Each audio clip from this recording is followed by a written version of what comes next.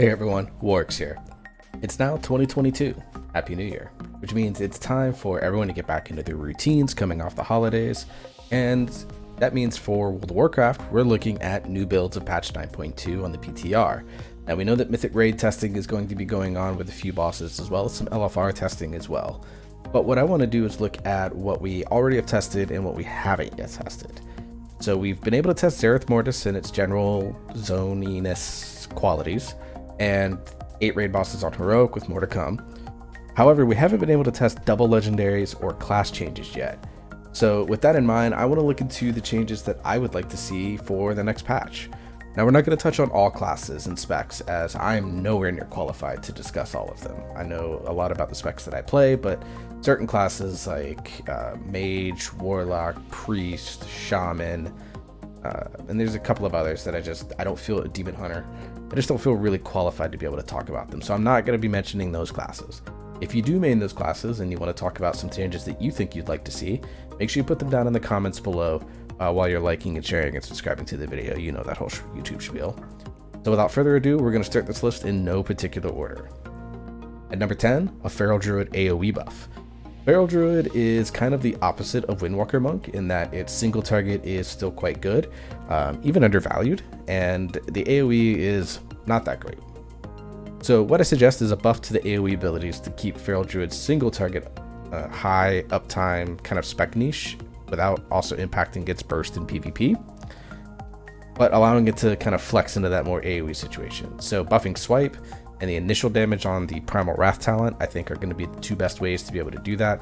I would argue that you could even buff Thrash a little bit.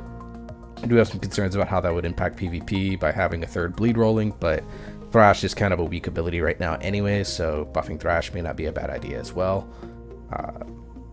And I think this is a great way to improve the AoE without impacting the single target at all, especially since you're going to get pretty strong AoE in the 4-set bonus with when you activate Berserk, you kind of lash out and do 700% damage. I don't know if that number is going to get tweaked or not, but we'll see.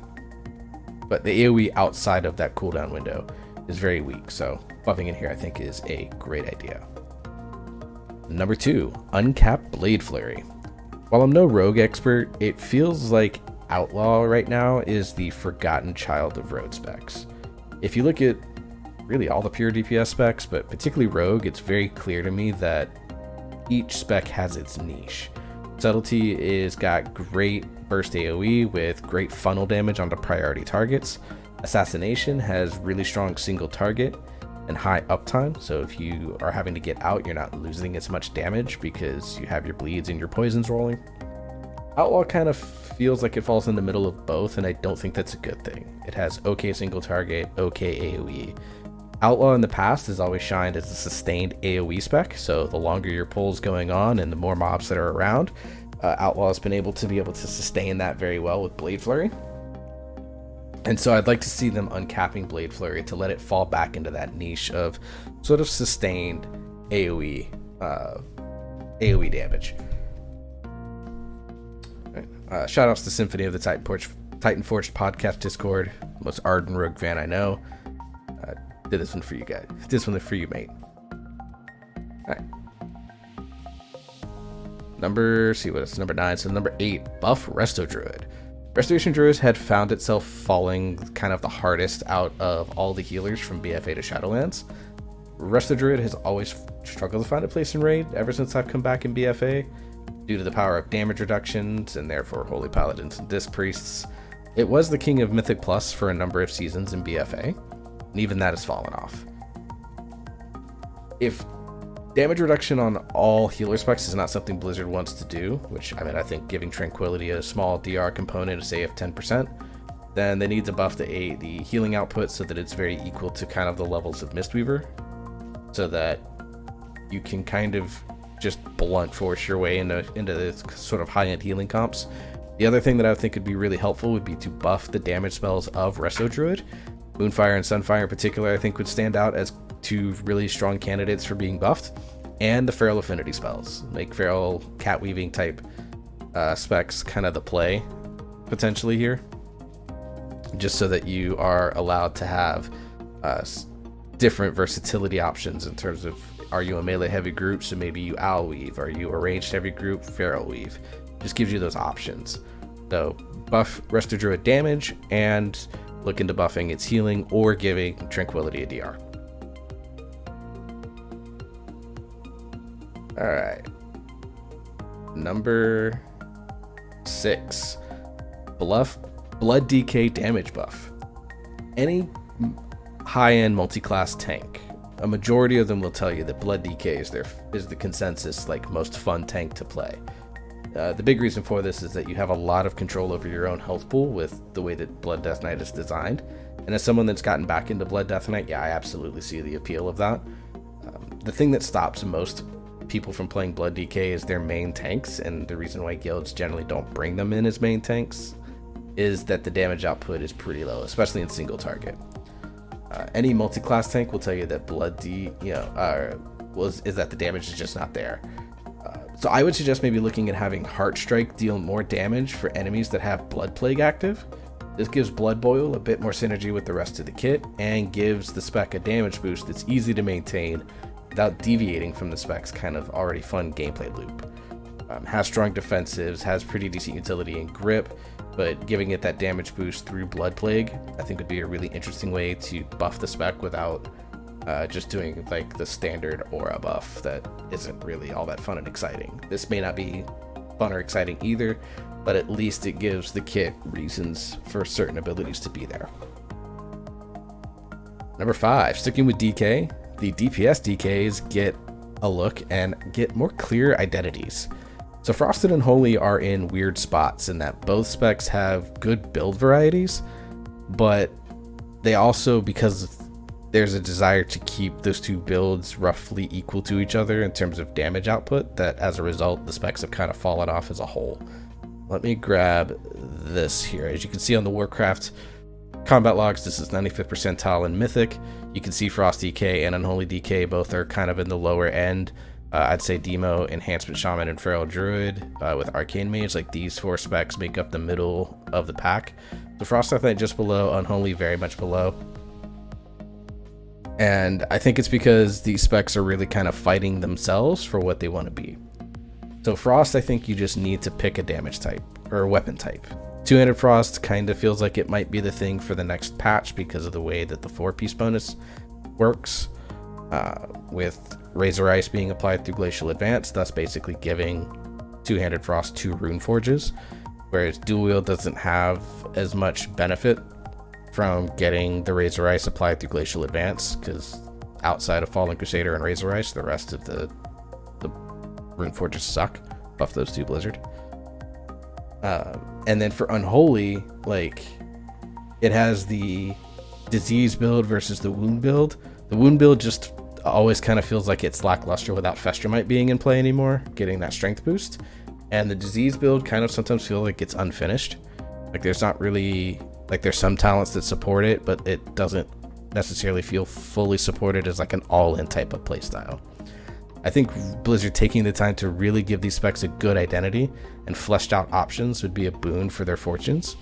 I just think that they're going to end up being very strong overall. All right, at number 4, Beast Mastery Hunter, or excuse me, I have this as number 6. I've been messing up my numbers. This is the 6th thing that I'm talking about. Beast Mastery Hunter gets a talent tree review. Beast Mastery talents haven't really changed a lot in Shadowlands. Like you might use Bloodseeker every now and then your utility roads are very good. You can use, Camouflage, Binding Shot, Natural Mending, Post Haste, like even Born to be Wild.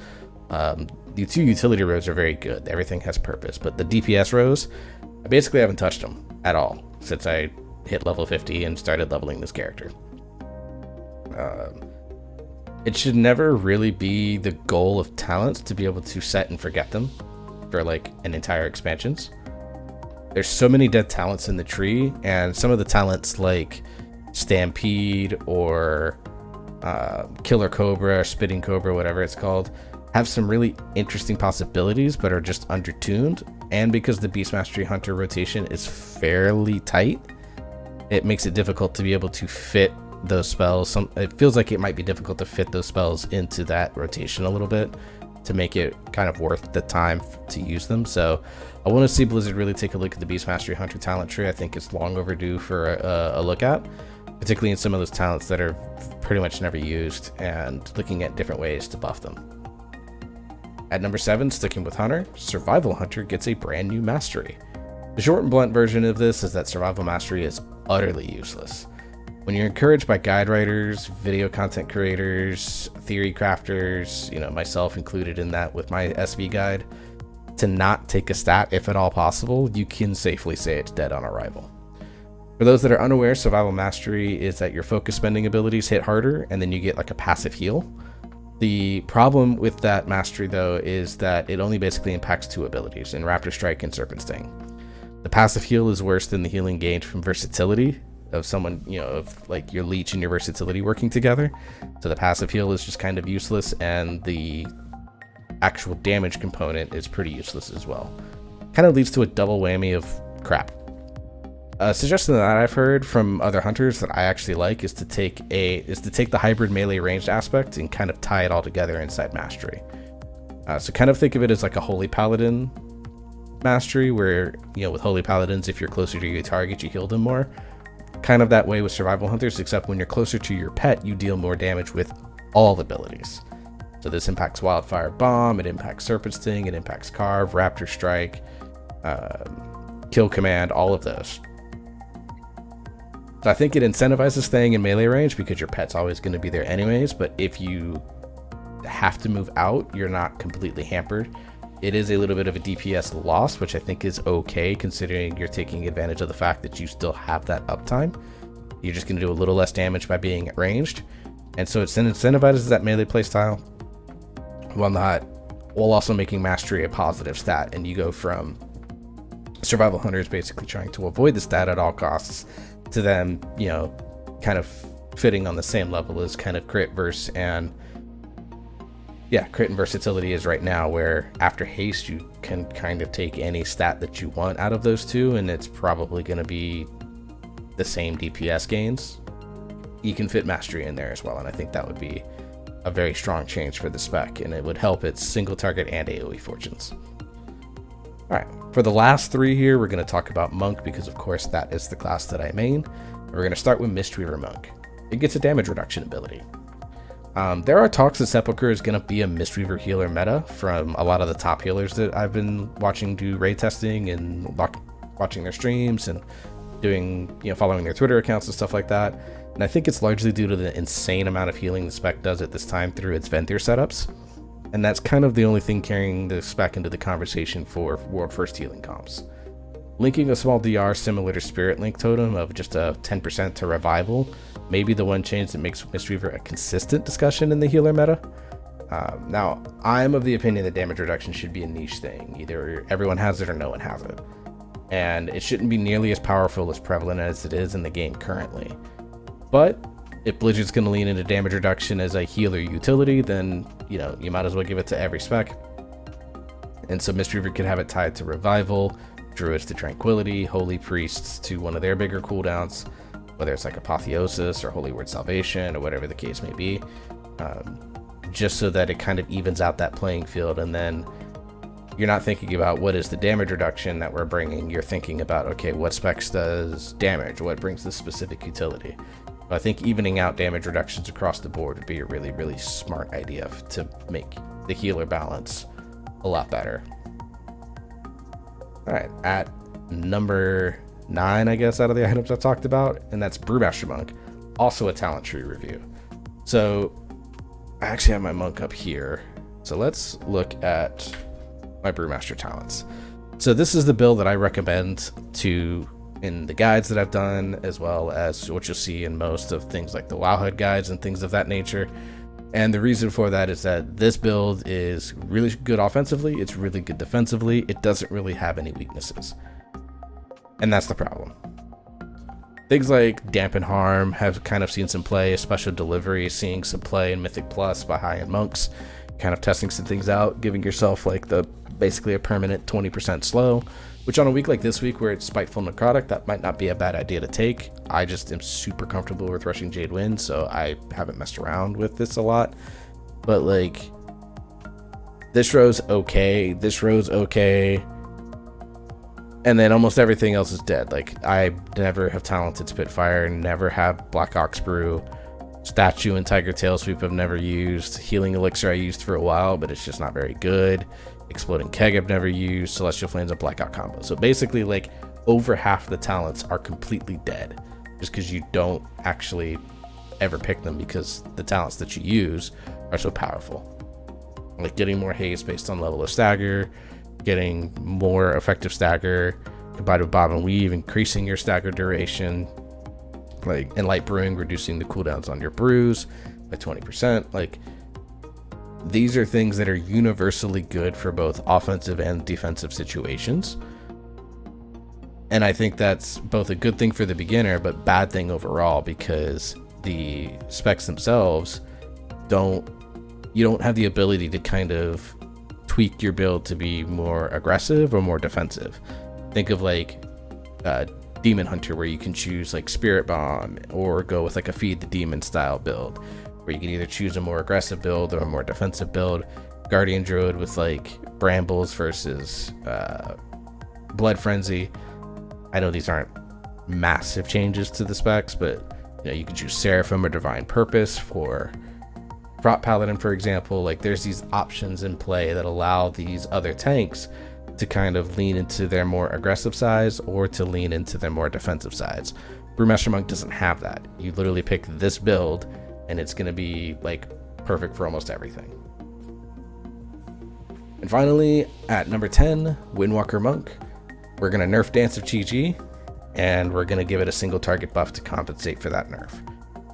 Look, we all know that when Windwalker Monks get Dance of Chi-Chi procs, their AoE damage is beyond insane. As a monk lover, I absolutely agree that this is the case going on right now. In fact, Dance of Chi-Chi is kind of covering up a lot of the inefficiencies of the spec, and it's kind of carrying the spec in a lot of ways, and I don't like that. So I think we should take Dance of Chi-Chi and nerf the bonus damage from 200% down to 100%, maybe even a little bit more, and then give Rising Sun Kick a new leveling passive where it has a chance equal to your crit value to hit a second time for like 30% of the damage of that RSK. So it still makes Rising Sun Kick valuable to hit. You get that second talent, it gives you ability to scale with crit, and then also allows things for like crit mastery and versatility to all be in play for monks. So it gives like good stat scaling, it gives it a good single target option that has a chance to do decent burst. PvP, I know there's concerns about it, but I think you're seeing a lot. I think a lot of monks in PvP, Windwalkers are going to be doing like verse mastery. And so I think that, and I may be wrong, but I don't see all of a sudden having crit scaling with Rising Sun Kick is going to change anything in PvP. Though I'm no expert, please go talk to PvP experts about it. So I think this is a good change that it still allows Windwalker to still shine in Mythic Plus, because the tier bonuses next tier are going to be quite good with 40% more damage on Fist of Fury, which is going to make it a really good ability to hit. And then the 4-piece bonus is giving you that extra sort of damage when you do certain, like, I think it's like after 21 abilities or something like that, your next 3 will do extra damage. So it's like enhancing your mastery even more. It's just like tripling down on the mastery a lot. So there's still that incentive to do all those things, and because of that, you can still get strong Chi-Chi and Spinning Crane Kick procs, so you can use them on Fist of Fury, or you can use them for single target and Rising Sun Kick. But I think giving Rising Sun Kick this little extra oomph is going to be a great way to help the spec get that single target buff while toning down that AoE and kind of balancing out the damage profile a little bit. Anyways, guys, that's my wish list of class changes. If there's anything I missed, or you play a class that I didn't mention here and you want to get your voice heard about some class changes, again, comment below and I'll make sure to kind of try to like these comments and go through and see them as often as I can. I hope you all guys were safe for the new year. I'm working on doing video of the week. Marksmanship Hunter Guide is probably going to be the next video of the week, and then we're going to be talking about some 9.2 impacts on Monk, Hunter, and probably Death Knight, because I've been playing a lot of that spec lately. So be on the lookout for those coming over the rest of this month. I'm also looking at a UI video like I mentioned, and I'm trying to figure out how to package my UI since a lot of you have been asking about that. So until the next video all, I hope you all stay safe. I hope you are getting vaccinated or getting your boosters, and I will see you all in the next video.